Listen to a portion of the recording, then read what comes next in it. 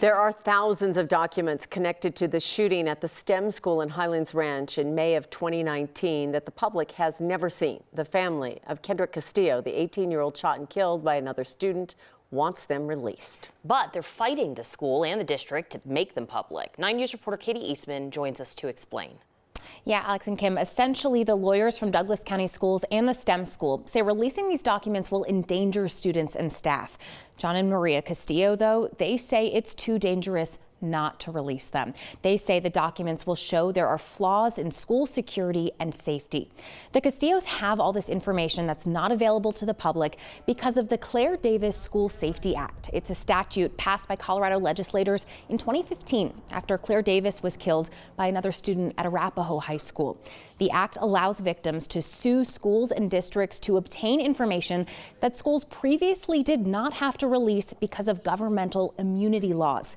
In court today, Claire's father and the state senator who sponsored the act testified about its intent. Now, Douglas County and STEM lawyers argued the act is about discovery, not disclosure to the public. Doug Coe said some of the information is not relevant to the STEM school shooting, and they say releasing it will violate the privacy of students. They also worry it could create a roadmap for other people to cause violence in schools.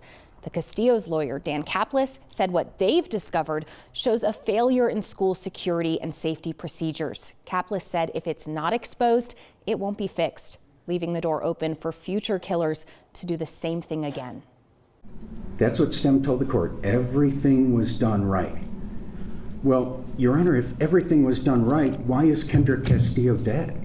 And in terms of the lessons being learned, Your Honor, no, they weren't. That information, just like this courtroom, included not disclosing locations of panic buttons, target hardening measures, locations of security cameras, security officer assignments, or information about threat and suicide assessment training and protocols, because these could be manipulated. These are tools that educators use to try to identify a potential risk of harm to educators or staff. I say that's a false narrative.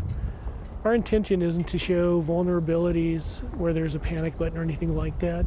You know, and that's part of a big discussion that we should be having. The specifics of this confidential information were talked about behind closed doors this afternoon. There should be another hearing in a few weeks where a decision will be made about what will or will not be made public. It's a fine line, and you certainly go back to the Claire Davis Act, and the idea was that, you know, we need to know if there's somebody that's a threat.